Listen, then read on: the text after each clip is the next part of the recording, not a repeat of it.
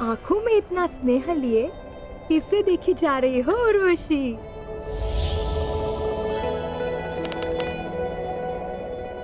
उस वीर को क्या तेज है उसके मुख पर और बाजुओं में कितना बल। ये कौन से देवता है? ये देवता नहीं, ये देवराज इंद्र के पुत्र है, अर्जुन। अर्जुन?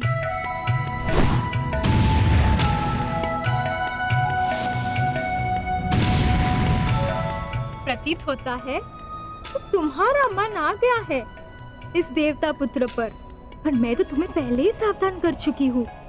ये देवराज इंद्र के पुत्र है।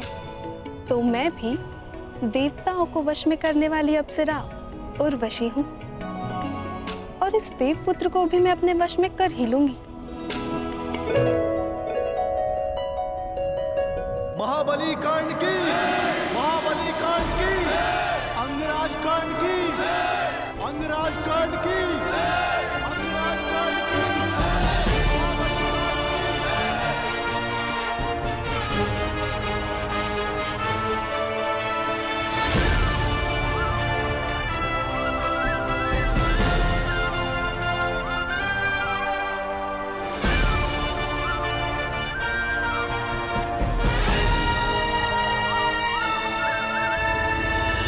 पिता महाराज, हस्तिनापुर ने आज दिग्विजय प्राप्त कर ली है, परंतु ये विजय मेरे मित्र अंगराज कर्ण की है। इसके दृढ़ निश्चय, इसके बाहुबल और इसके बाणों की धार ने हस्तिनापुर को आर्यवृत्त का सर्वश्रेष्ठ साम्राज्य बना दिया है। मुझे ये बात कहने में कोई संदेह नहीं कि जिस प्रकार हस्तिनापुर पितामह भीष्म का सम्मान करता है, आज उसी प्रकार मैं दुर्योधन अपने मित्र कर्ण का सम्मान करता हूं।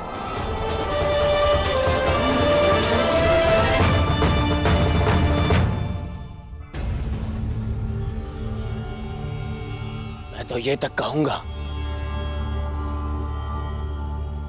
कि मेरा मित्र कर्ण है तो मैं सनाथ हूं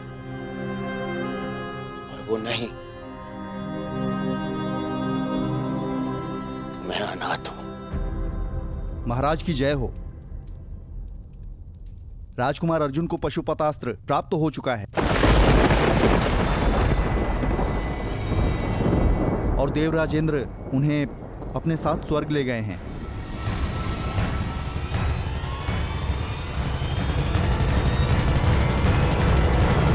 जो शक्ति तुमने इस दिग्विजय से प्राप्त की है पुत्र, उसका तोड़ केवल एक पशुपतास्त्र में मिल गया है अर्जुन को। अब यदि युद्ध हुआ तो बहुत भयंकर होगा। पांडव अपना प्रतिशोध लेंगे पुत्र, पांडव अपना प्रतिशोध लेंगे। तो हम क्या युद्ध से भयभीत हैं पिताश्री? नहीं, मैं युद्ध से भयभीत नहीं हूं पुत्र। मैं उन प्रतिज्ञा से भयभीत हूं जो उन पांडवों ने ली है। मैं देख नहीं सकता पुत्र, परंतु 12 वर्षों से हर रात्रि मेरे स्वप्न में मुझे द्रौपदी का वो श्राप सुनाई देता है। ऐसा प्रतीत होता है कि जैसे वो अग्निसुता अपने दोनों हाथों में अग्नि लिए हस्तिनापुर की ओर बढ़ रही है पुत्र। वो किसी भी क्षण हम सबको भस्म कर देगी, भस्म कर देगी। हमारे पास भारत की सबसे बड़ी सेना है। ये भयभीत होने का समय नहीं है। तो ये उत्सव मनाने का भी समय नहीं है पुत्र। मैं ये युद्ध होने नहीं दे सकता। पांडवों का वनवास समाप्त होने वाला है पुत्र। कुछ करो, गुप्तचर भेजो, यदि आवश्यकता पड़े तो स्वयं जाओ। परंतु उन पांडवों का अज्ञातवास प्रारंभ होते ही उन्हें पकड़कर वनवास भेज दो। हस्तिनापुर और मेरे पुत्रों की सुरक्षा के लिए उन पांडवों का सदा के लिए वनवासी हो जाना ही अधिक श्रेयस्कर है पुत्र। महाराज अब व्यर्थ में भयभीत हो रहे हैं। हमारे पास विशाल सेना है। भारत के सभी महारथी या तो हमारे मित्र हैं या हमारे अधीन। हमारे पास योग्यता है, इतना बल है, फिर क्यों ना करें युद्ध? क्यों ना संसार को सिद्ध कर दे कि हस्तिनापुर ने पांडवों का राज्य बल से जीता है, युद्ध के छल से नहीं। माना सभी महारथी तुम्हारे अधीन है कर्ण, परंतु मैं भाग्य को भी अपने पुत्र के अधीन होते देखना चाहता हूं। मैं भाग्य को कोई अवसर नहीं देना चाहता और ना ही उन पांडवों को।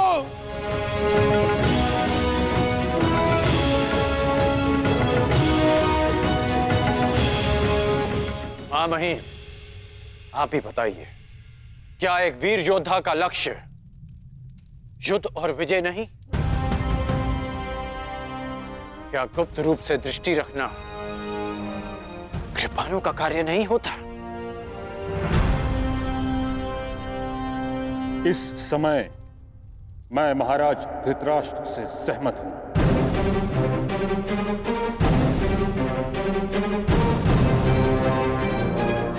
हमें शीघ्र ही पांडवों का पता लगाकर उन्हें पुनः वनवास पर भेज देना चाहिए।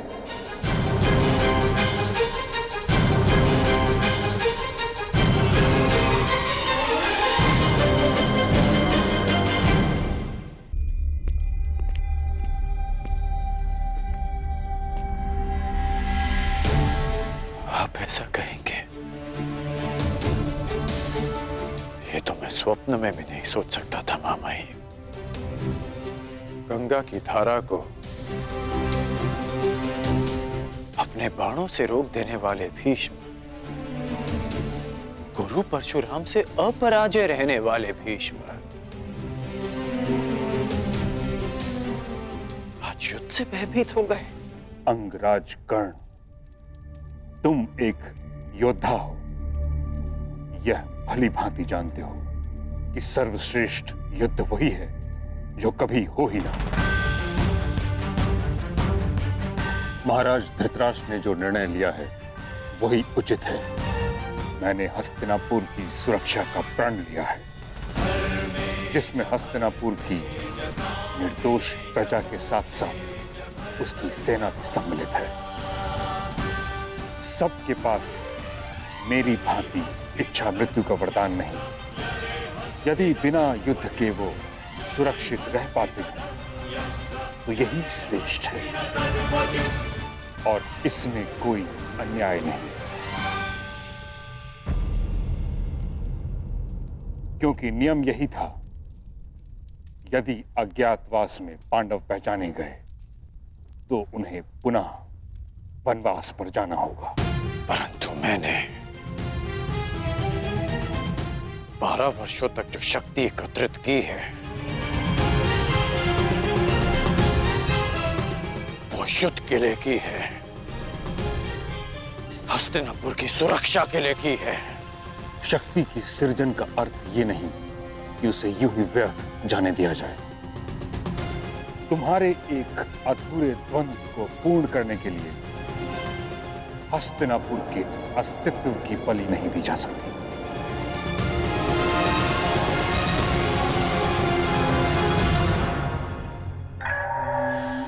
शांत महाबली कर्ण,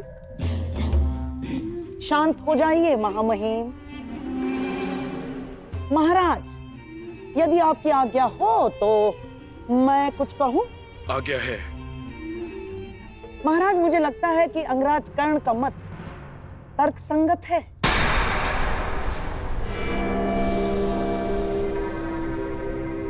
हमें युद्ध के लिए प्रस्तुत हो ही जाना चाहिए महाराज, क्योंकि यही योद्धाओं के लिए उचित होगा।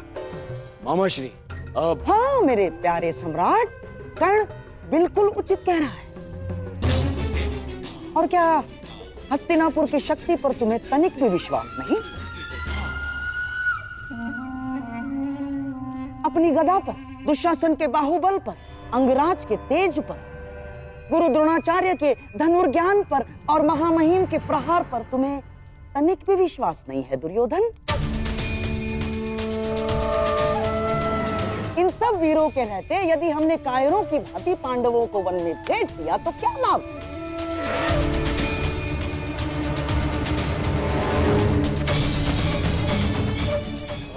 मेरी बात समझो मेरे प्यारे सम्राट। कर्ण उचित कह रहा है।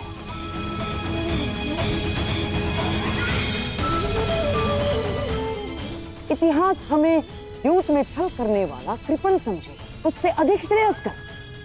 इतिहास हमें युद्ध में वीर गति प्राप्त करने वाला वीर समझे।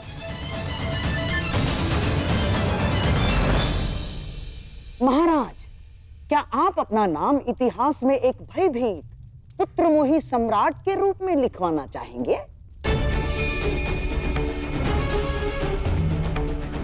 बारह वर्ष महाराज, 12 वर्ष मैंने कर्ण के समक्ष रहकर बिताए हैं और 12 वर्ष मेरे सम्राट दुर्योधन ने कर्ण के साथ मिलकर जो पराक्रम किए हैं, जो तपस्या की है, उसे हम यूं ही व्यर्थ जाने देंगे महाराज? ना, उस तपस्या को, उस पराक्रम को यूं ही व्यर्थ नहीं जाने दे सकते महाराज हम। राजनीति में कूटनीति का बहुत बड़ा स्थान होता है महाराज, माना, परंतु कभी कभी युद्ध ही एकमात्र त्राण रह जाता है।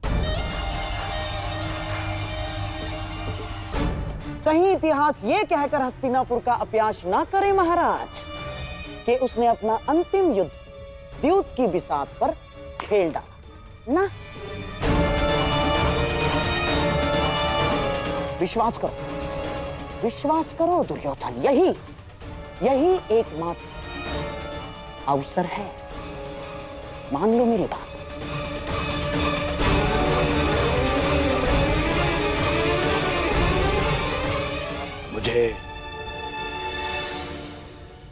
मुझे स्वीकार है।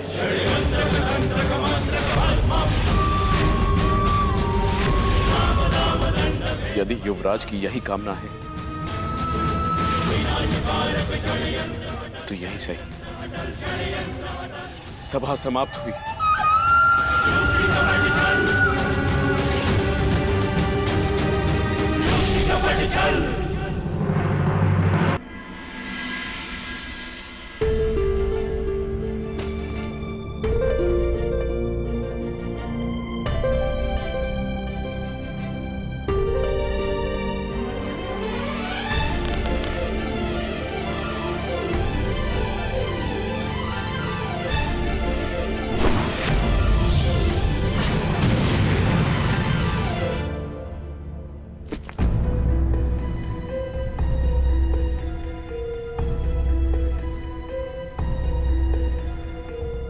मेरा तुनीर कहाँ गए?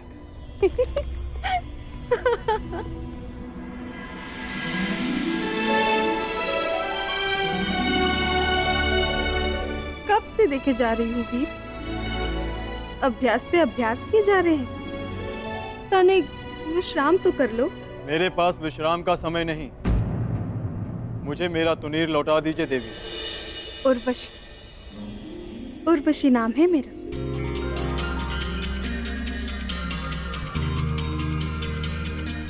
देवलोक की प्रधान अप्सरा हूँ मैं। हम स्वर्ग भ्रमण पर जा रहे हैं, आप भी चलिए। क्षमा चाहता हूँ देवी, मैं यहाँ स्वर्ग भ्रमण के लिए नहीं आया। मैं यहाँ इसलिए आया क्योंकि मुझे कुछ पापियों को नरक का मार्ग दिखाना है। शीघ्र अपना अभ्यास समाप्त करके मुझे अपने भ्राताओं के पास जाना है। जो दूर है उसकी इतनी चिंता, और जो समीप है उसका प्रेम और अभिवादन स्वीकार ही नहीं रहे हो। मैं तुम पर मोहित हूँ वीर, मुझे प्रेम दान करो, मेरे मन की अग्नि को शांत करो। क्षमा कीजिए देवी, मैंने 13 वर्ष का ब्रह्मचर्य व्रत लिया है। प्रणिपात।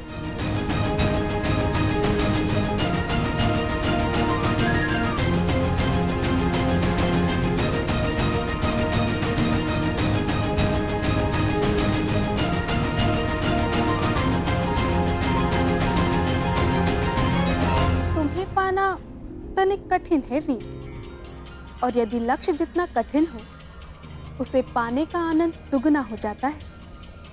आपको अपना ब्रह्मचर्य व्रत तोड़ना ही होगा।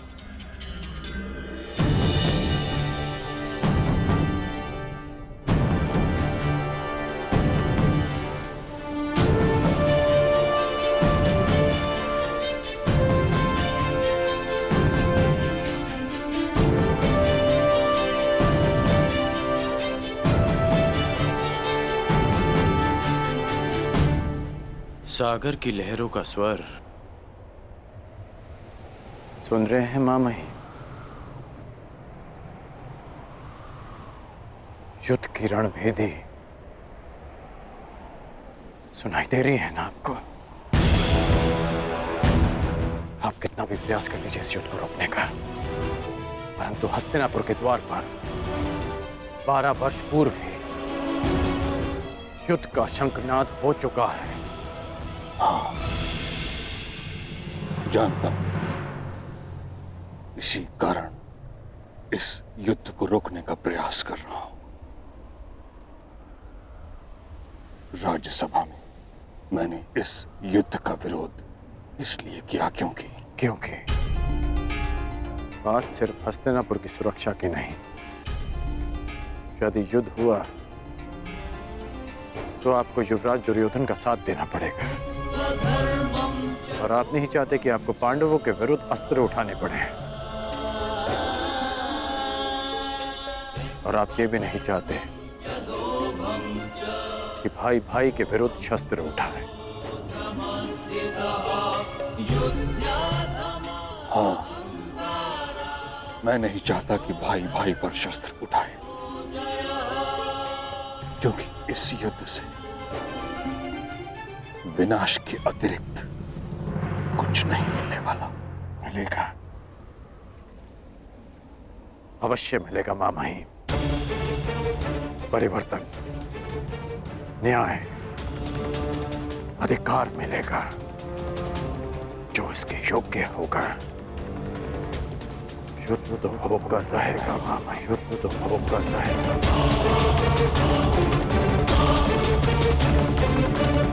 युद्ध से विनाश के अतिरिक्त कुछ नहीं मिलने वाला। युद्ध तो होकर रहेगा मामा।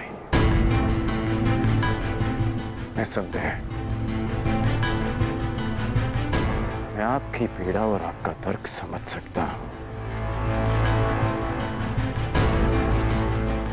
परंतु मैं ये नहीं समझ पा रहा कि जिस गांधार नरेश शकुनी ने सदा छल का साथ चुना, वह आज युद्ध का समर्थन कैसे कर रहा है? क्या वो कोई और षड्यंत्र तो नहीं रच रहा? इतने वर्षों से मेरे सते रहकर भी तुम मुझे समझ नहीं पाए। क्या है दुर्योधन, कभी कभी चौसर में अपने स्वयं के मेरु को ही पकड़वाना पड़ता है। सभा में मैंने जो कुछ भी कहा वो मेरे शब्द थे और उनके अर्थ कुछ और थे। जैसे हाथी के दांत खाने के कुछ और दिखाने के कुछ और। हम पांडवों को अज्ञातवास में ही पकड़ लेंगे ताकि युद्ध की नौबत ही ना आए। तो फिर जब पिताश्री आदेश दे रहे थे, आपने उसका विरोध क्यों किया?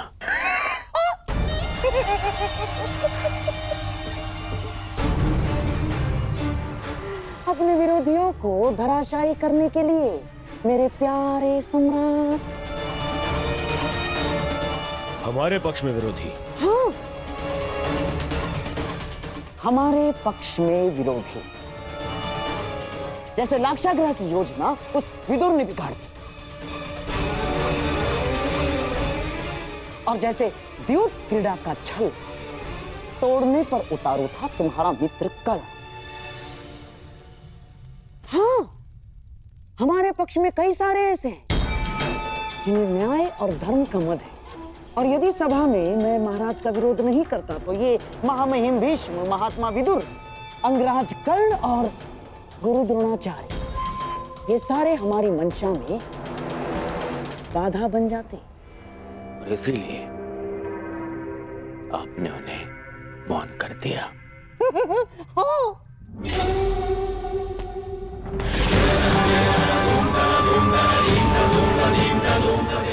परंतु इन पांडवों का क्या? हाँ, पांडवों का क्या होगा? वो तो बेचारे वनवासी ही रहेंगे दुर्योधन। अज्ञातवास में जाने से पूर्व हम उन्हें पकड़ लेंगे।